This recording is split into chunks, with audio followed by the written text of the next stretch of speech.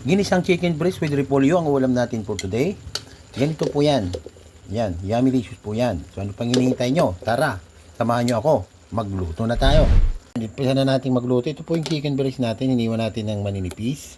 So lalagyan na po natin ng lalagyan na po natin ng kalahati nitong oyster sauce.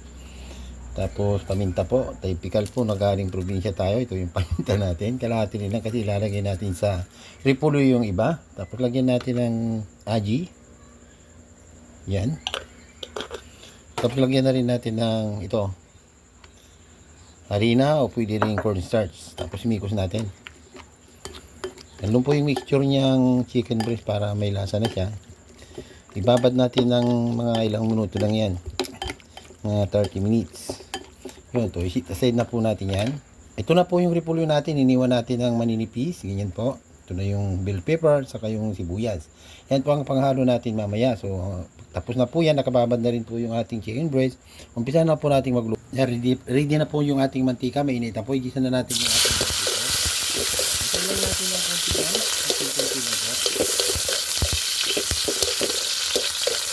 Yan, pag nagisa na ganyan, tanggalin na natin. Yan, natanggal na natin. Sunod na po natin yung sibuyas. Yan.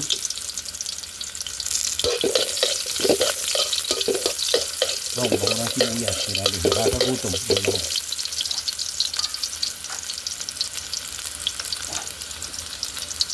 Nagisa na po yung sibuyas. Ilagyan na natin yung ating binabad na chicken breast. Yan, tapos mikos natin. Ang dali lang po yan dahil ito po. Mikos lang yung hiwa natin. Hindi na natin masyadong patagpagan. Kaya mikos lang po natin.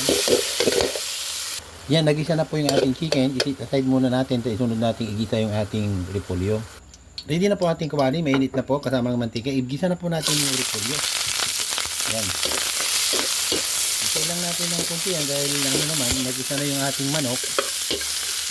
Yan, isay lang natin. Sandali lang magisa yan. Habang ginigisa natin, lagyan na natin yung mga ingredients na ito. Yung kalahati ng nilagyan na natin na oyster sauce. Tapos yung paminta natin, lagyan na rin natin. Pagkalagyan din natin, lagyan na rin natin ng konting soy. Yun dyan na po yung paminta, konting soy ulit. Timpla natin ulit, gagamit pinang-timpla natin dun sa chicken breast. Lagyan na natin ng konting ajinomoto. Napisa, yun. Ito na yun.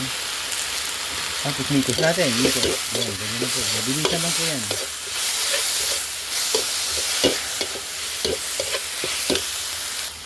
Yan, nagisa na po ang ating repolyo. Ilagay na po natin yung ating ginisang chicken kanina.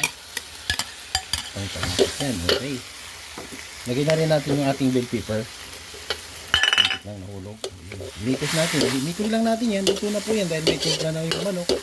May timpla na rin po yung repolyo natin. Kaya gamit po natin.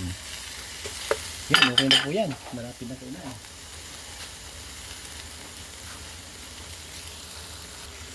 Yan, luto na po yung ating ulam for today. Ginisang chicken breast with repolyo. Masarap po yan. So ano pang hinihintay nyo? Tara, kain na tayo. Follow and share.